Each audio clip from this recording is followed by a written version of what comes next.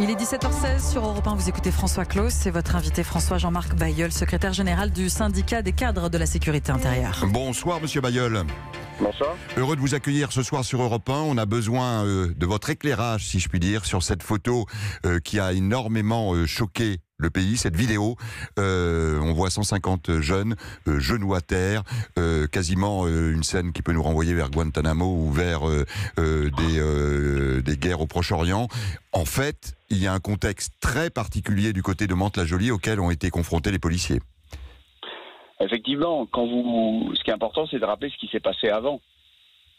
À savoir des scènes de violence, des vols à la portière avec violence, des personnes âgées qui se sont fait voler des bouteilles de gaz chez eux avec effraction, bouteilles de gaz jetées ouvertes dans le feu, et vous avez des policiers qui arrivent en primo-intervenant, qui étaient là, qui coursent ces 150 collégiens, et pas que des collégiens d'ailleurs, et qui se réfugient sur un terrain qui est protégé par des murs, et ils sont qu'une douzaine de policiers. Qu'est-ce que vous voulez qu'ils fassent à 12 pour 150 jeunes, 150 individus. À un moment donné, il faut prendre des mesures assez simples, de techniques de police. Il y aurait eu que 5-6 personnes, ça aurait sûrement moins choqué, mais c'est normal que pour les fouiller, s'il y en a qui avaient des objets, des armes par destination, on les fait mettre à genoux, on fait mettre la main sur la nuque, les mains sur les nuques pour pouvoir les palper en toute sécurité. Et je rappelle que comme il s'agit de mineurs, ils sont la responsabilité de ceux qui les ont interpellés. Donc il était hors de question pour nos collègues de faire en sorte qu'ils puissent se sauver, qu'ils puissent escalader un mur, qu'ils se blessent. On imagine quelles auraient été les conséquences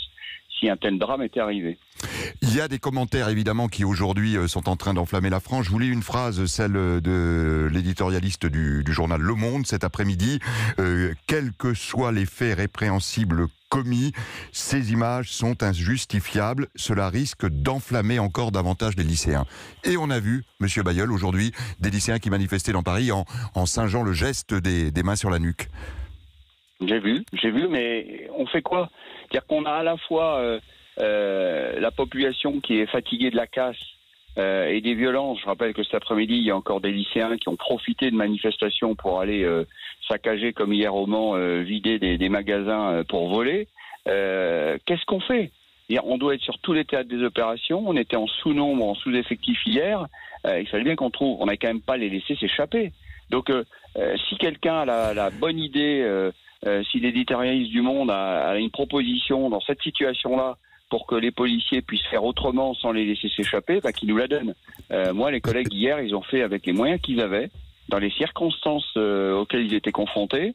Peut-être qu'effectivement la vidéo avec beaucoup de monde choque, mais pour autant l'esprit recherché, à la fois interpeller, protéger ce qu'on a interpellé et faire en sorte de voir qui était porteur d'objets d'armes par destination, le travail a été fait. On n'est pas dans le monde des bisounours. En rappelant d'ailleurs que, monsieur, on n'est pas dans le monde des bisounours, c'est l'illustration de la difficulté également que rencontrent aujourd'hui les forces de l'ordre sur tous ces théâtres d'opération. Il était important qu'on ait vos explications. Jean-Marc Bailleul, secrétaire général du syndicat des cadres de la sécurité intérieure, syndicat majoritaire parmi les forces de l'ordre. Merci encore, monsieur Bailleul, d'avoir été en direct sur Europe 1 ce soir.